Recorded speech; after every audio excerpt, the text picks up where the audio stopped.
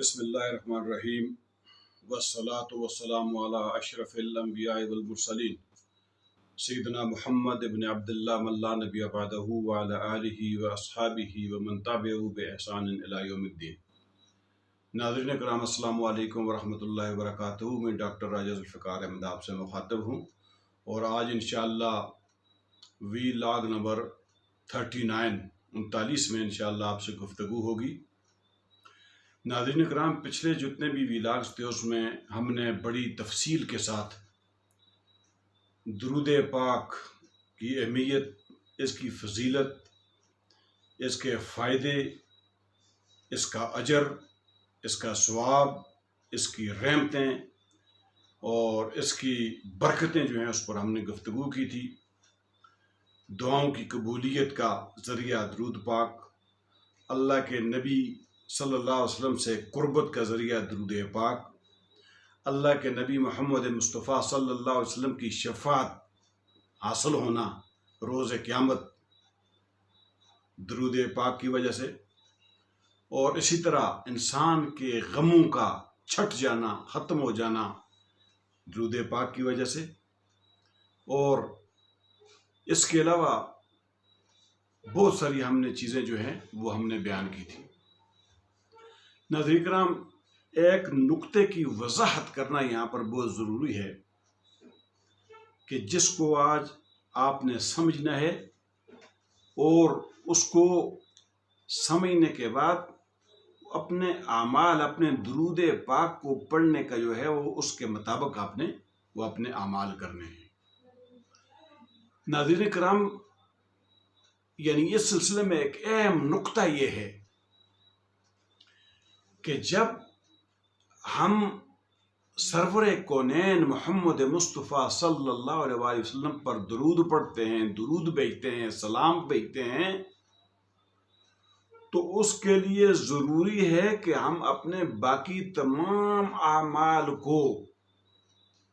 دائرہ اسلام کے اندر اللہ کے احکامات اور سرور کونین محمد مصطفیٰ صلی اللہ علیہ وآلہ وسلم کی تعلیمات کے مطابق بھی کریں۔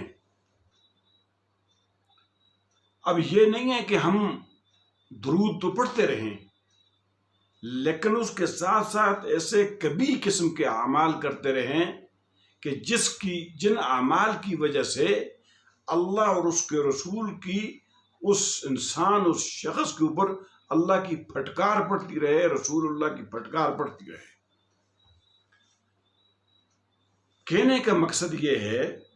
کہ جس طرح درود کی اہمیت ہے، یعنی دو چیزیں پاک اور ناپاک چیزیں یہ ایک جگہ میں اکٹھی نہیں ہو سکتی۔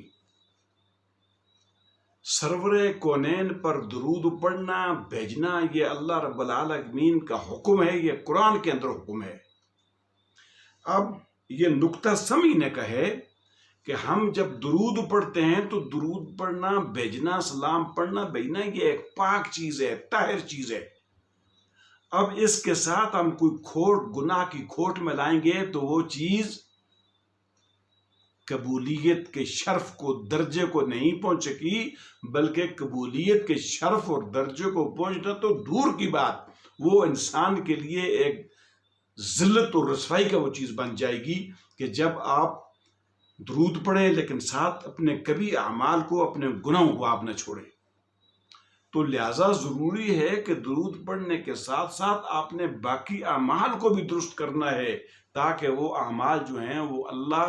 اور اس کے رسول محمد مصطفیٰ صلی اللہ علیہ وآلہ وسلم کی تعلیمات کے مطابق ہوں۔ مثال کے طور پر ایک شخص ہے، وہ صبح سے شام تک لے کر درود پڑھتا ہے، تسبیح ہوئی ہے، درود پڑھتا ہے، مگر اپنی دکان کے اوپر بیٹھا ہوا ہے اور ساتھ تسبیح میں درود پڑھ رہا ہے اور ساتھ آگے سے جو ہے وہ ان کے اپنے گاہکوں کو ناک تول میں کمی کر کے وہ چیزیں فروخت کرتے ہیں، چیزیں بیچتے ہیں۔ اس طرح نہیں ہوگا۔ جب آپ درود پڑھتے ہیں تو ساتھ آپ نے دوسرے جو ہیں گناہوں کو چھوڑنا ہے، یعنی آپ نے ناک تول میں کمی نہیں کرنی۔ اسی طرح اگر کوئی شخص دن بھر درود پڑھتا ہے، مگر لوگوں کی جا کر زمینوں پہ قبضے کرتا ہے، لوگوں کی زمینوں کو ہڑپتا ہے، لوگوں کی زمینوں پر قبضہ جمائے ہوا ہے، تو یہ بات پاک اور ناپاک چیزیں اکٹھی نہیں ہو سکتی۔ اللہ کی ذات طیب طاہر ہے، وہ طاہر چیزوں کو، پاک چیزوں کو قبول کرتی ہے رب العالمین کی ذات، غیر ناپاک چیزوں کو اللہ رب العالمین قبول نہیں کرتے۔ اسی طرح ناظرین اکرام، اگر کوئی شخص دن بھر درود پڑھتا ہے لیکن اشیاء میں ملاوٹ کر کر کے دیتا ہے، بیچتا ہے، آٹے کے اندر چوکھر ملاتا ہے، چینی کے اندر ملاوٹ کرتا ہے، پٹرول کے اندر ملاوٹ کر کے تیل یا کوئی اور چیز شامل کرتا ہے، اسی طرح جو بھی جتنی بھی اشیاء ہیں ان کے اندر ملاوٹ کر کے وہ لوگوں کو دیتا ہے، تو یہ چیز قابل قبول اللہ رب العالمین کو نہیں ہے، کیونکہ پاک اور ناپاک چیزیں اکٹھی نہیں ہو سکتی۔ اسی طرح ایک شخص فار ایگزامپل درود کا ورد کرتا ہے، درود پڑھتا ہے، دن کو بھر درود، صبح سے شام تک درود پڑھتا ہے، اور رات کو جا کے لوگوں کے گھروں میں ڈاکے مارتا ہے، یہ چیز قابل قبول نہیں ہو سکتی۔ Your good actions can't justify your bad actions۔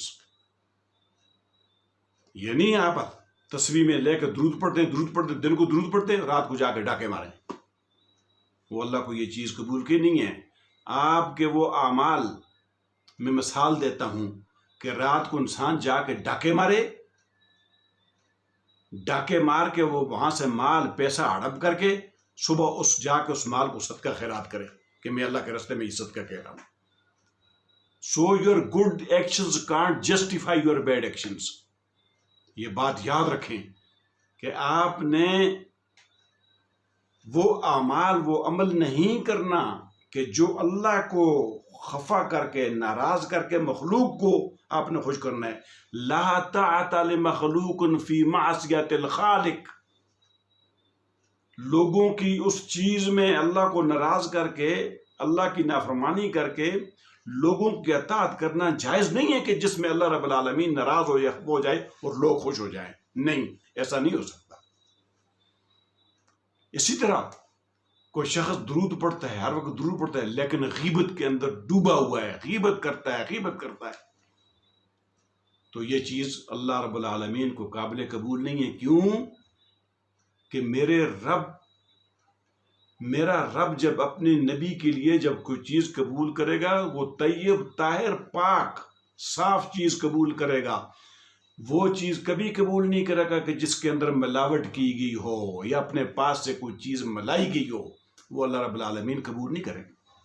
اب مثال کے طور پر ناپ تول میں کوئی بندہ کمی کرتا ہے، ناپ تول کے اندر، تو کیا کہتا ہے قرآن؟ ناپ تول میں کمی کرنے کے لیے اللہ کا قرآن کہتا ہے کہ وَيْلٌ لِّلْمُطَفِّفِينَ الَّذِينَ إِذَا اكْتَالُوا عَلَى النَّاسِ يَسْتَوْفُونَ وَإِذَا كَالُوهُمْ أَوْ وَّزَنُوهُمْ يُخْسِرُونَ أَلَا يَظُنُّ أُولَٰئِكَ أَنَّهُمْ مَبْعُوثُونَ لِيَوْمٍ عَظِيمٍ يَوْمَ يَقُومُ النَّاسُ لِرَبِّ الْعَالَمِينَ۔ اللہ پاک کہتے ہیں کہ ہلاکت ہو، تباہی ہو، بربادی ہو ان لوگوں کے لیے جو ناپ تول میں کمی کرتے ہیں۔ الذین اذا اکتالوا علی الناس یستوفون، جب لوگوں سے لیتے ہیں تو زیادہ لیتے ہیں، وَإِذَا كَالُوهُمْ أَوْ وَّزَنُوهُمْ يُخْسِرُونَ، اور جب لوگوں کو تول کر دیتے ہیں تو اس میں کمی کرتے ہیں، اس میں تھوڑا تولتے ہیں، جب لیتے ہیں تو زیادہ تول کے لیتے ہیں، جب دیتے ہیں تو اس میں کمی کر کے کم تول کے دیتے ہیں۔ ناظرین کرام، أَلَا يَظُنُّ أُولَٰئِكَ أَنَّهُمْ مَبْعُوثُونَ، کیا یہ گمان نہیں کرتے کہ ہم ان کو موت کے بعد دوبارہ زندہ کریں گے، اٹھائیں گے، پھر ہم ان سے پوچھیں گے؟ الا یظن اولئک انہم مبعوثون لیوم عظیم، اس بڑے دن، قیامت والے دن ہم ان کو دوبارہ اٹھائیں گے، زندہ کریں گے، پھر ان سے حساب کتاب کریں گے۔ اسی طرح ناظرین اکرام، قرآن کہتا ہے کہ زعم الذین کفروا ان لن یبعثوا، قل بلا وربی لتبعثن ثم لتنبؤن بما عملتم وذلك علی اللہ یسیر۔ یہ کافر کیا کرتے ہیں، کیا گمان کرتے ہیں، لن یبعثوا، کہ تمہیں موت کے بعد دوبارہ زندہ نہیں کیا جائے گا، نہیں اٹھایا جائے گا؟ تو اللہ پاک کہتے ہیں قل بلا وربی لتبعثن، اے میرے نبی صلی اللہ علیہ وسلم کہہ دو ان کو، رب کعبہ کی قسم، رب کی قسم تمہیں دوبارہ اٹھایا جائے گا، تمہارا زندہ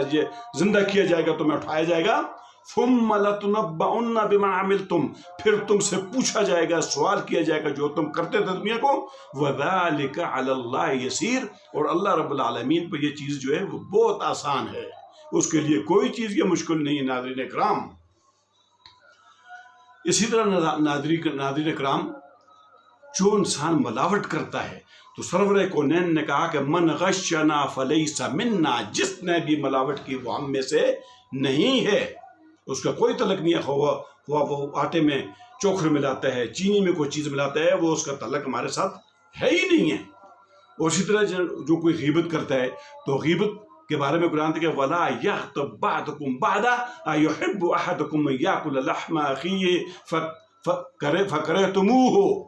کیا تم میں سے کوئی یہ بات پسند کرے گا کوئی کہ وہ اپنے مردہ بھائی کے گوشت کھائے؟ فَكَرِهْتُمُوهُ، یقیناً تم اس کو ناپسند کرو گے اس چیز کو۔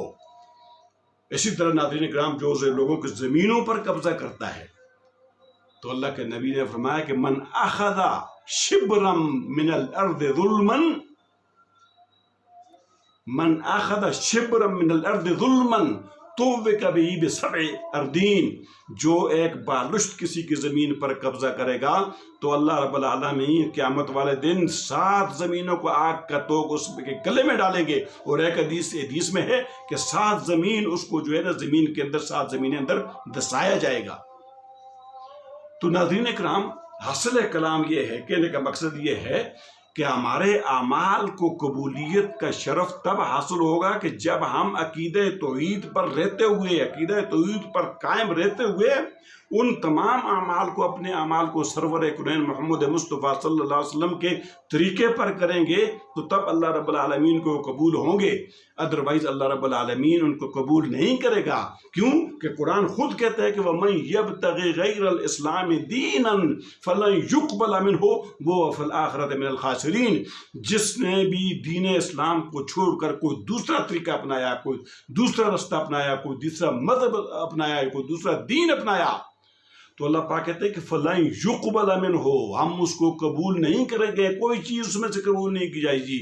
کوئی چیز اس میں سے، کوئی عمل اس کا قبول نہیں کیا جائے گا۔ وَهُوَ فِي الْآخِرَةِ مِنَ الْخَاسِرِينَ، آخرت میں بڑا گھاٹا پانے والا وہ ہوگا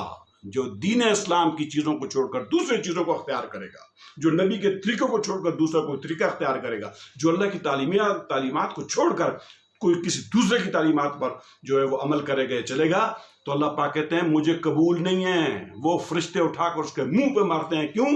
کہ وہ ایک اللہ کی توحید پر نہیں کیا ہوا، دوسرا سرور کونین کی محمد مصطفیٰ صلی اللہ علیہ وسلم کے طریقے پر نہیں کیا ہوا۔ اس لیے ناظرین کرام، کہنے کا مقصد یہ ہے کہ جب ہم اللہ کے نبی پر درود پڑھتے ہیں، سلام بھیجتے ہیں، درود بھیجتے ہیں، تو اس کے لیے ضروری ہے کہ اپنے باقی تمام اعمال کو درست کر کے، جس طرح سرور کونین نے فرمایا ہے، کہا ہے، اس کے مطابق ان اعمال کو کیا جائے، تب جا کے ہماری کامیابی ہے۔ اور درود پاک پڑھنے کا اور بھیجنے کا ہمیں اجر، ثواب، اور جتنی میں نے پچھلی فضیلتیں میں نے گنی ہیں، گنوائی ہیں اپنے ویلاگز میں، ان کا اجر، ثواب اور اس کی برکات تب ہی حاصل ہو سکتی ہیں کہ باقی اعمال کو بھی پورا درست کر کے عقیدہ توحید کے مطابق